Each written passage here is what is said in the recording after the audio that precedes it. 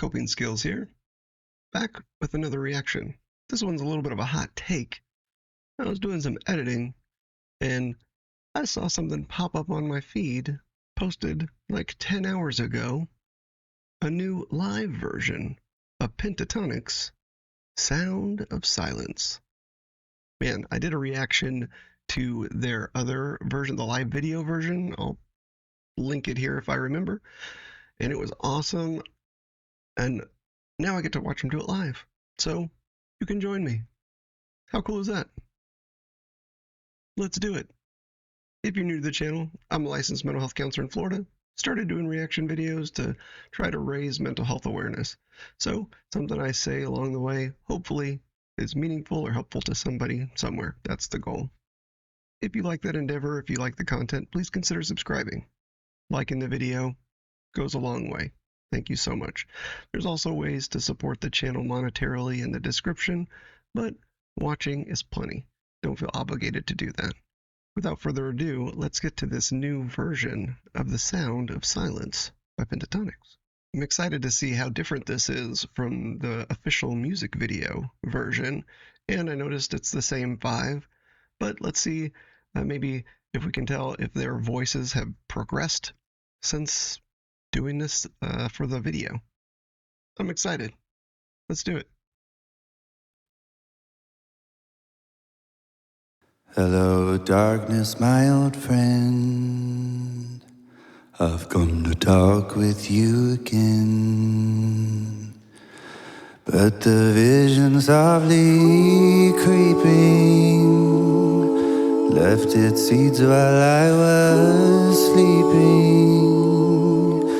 And the vision that was planted in my brain still remains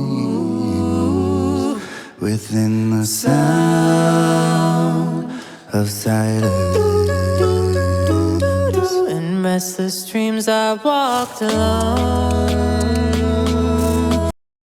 Alright, Mitch gave me goosebumps there a little bit, but there's a couple things I noticed that was a little bit different in this one. It seemed like Scott was a little bit maybe at the lower end of his register there, but he used an interesting little technique to make sure he hit that note really purely. He probably doesn't have to do that in like a studio recording.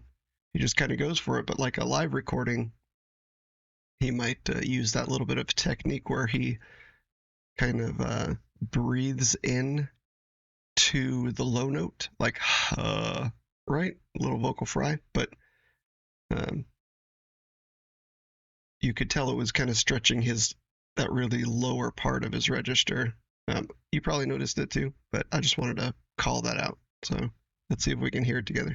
And I've come to talk with you again. Right there. I've come to talk with you. That one. I just noticed that a little bit. I don't know. Interesting. It's cool to see him do it live. But yeah, let's get back to Mitch's intro. And man, I really liked Scott's live take on that. Very similar to the first one. But you can tell that his voice has matured a little bit. So that's cool.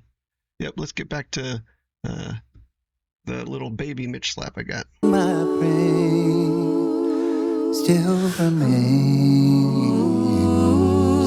within the sound of silence. In restless dreams I walked alone. Narrow streets of cobblestone. Neath the halo of a street lamp, I turned my collar to the cold and damp. When my eyes were stabbed by the flash of a neon light that split the night and touched the sound of silence. And in the naked light I saw 10,000 people, maybe more. Before I forget, man, I loved Mitch's little different take on that last note, but then also the vibrato seemed like it was really full on there. It was really beautiful. And during Mitch's part there, Matt's bass line was really full. I remember it from doing the music video version, and it was awesome as well. But I think he's continued to develop that lower register, and man, it's beautiful. But let's hear Mitch's like last little difference in that the end, and carry on into Matt's verse here. To the cold and damp, when my eyes were stabbed by the flash of a neon light that split the night and touched the sound of silence. And in the naked light I saw 10,000 people, maybe more. People talking without speaking. People hearing without listening.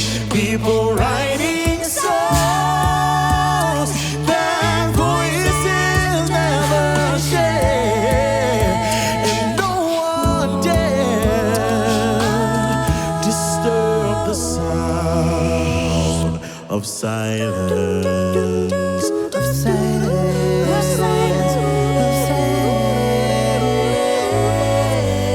Matt was adding a lot more runs in there, and they were beautiful. Man, I've really started appreciating more and more what Matt brings to the table of the group. It's so great. They blend so well, and I really like. It's almost like a little bit of a gospel vibe there in a couple of his runs, but man, it was beautiful. And then hitting those low notes really head on, just excellent. And all the accompaniment there supporting him just gives you this beautiful big sound, right? But yeah, let's go back a little bit and hear Kirsten come in, right? Of silence. Of silence.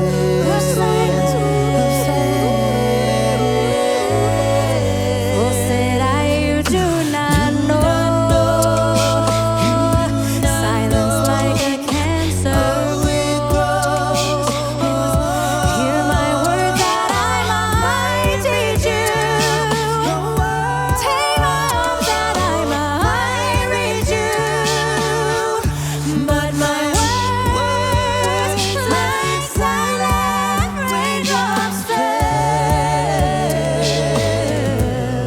and echoed in the wells of silence. Oh, Scott's gonna bust it out here. Man, I really love Kirsten's part there. The vibrato was really fast. It was really interesting throughout, like her whole verse, just on point. And I really liked all the accompaniment as well. And right before she came in, also I noticed some of the backing vocals there were almost like rolling their R's a little bit in their beats. I don't know who was doing it, but it sounded really cool. I'm going to try to point it out, and then we'll jump back.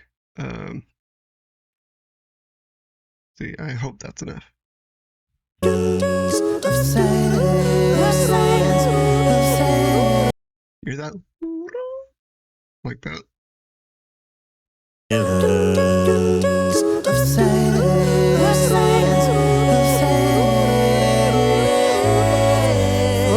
Oh, that was Kevin.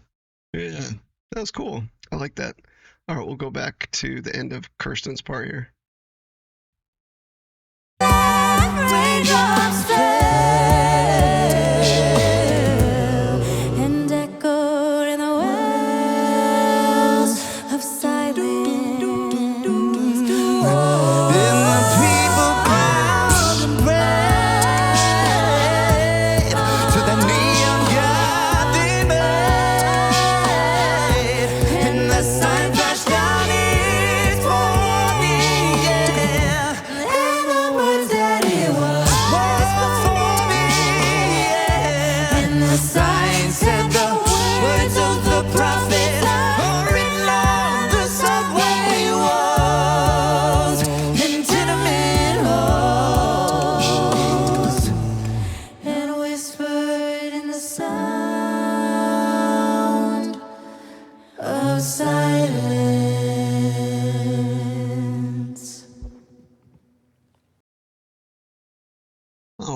was beautiful. Yeah, I really like the live version. You know, Pentatonix does these special things, and in the studio, they can do even more, but it's just crazy how they can bring that almost that test area in the studio and still make it happen live with some different inflections and things that might be a little bit different here and there. But man, that last verse from Scott was just beautiful.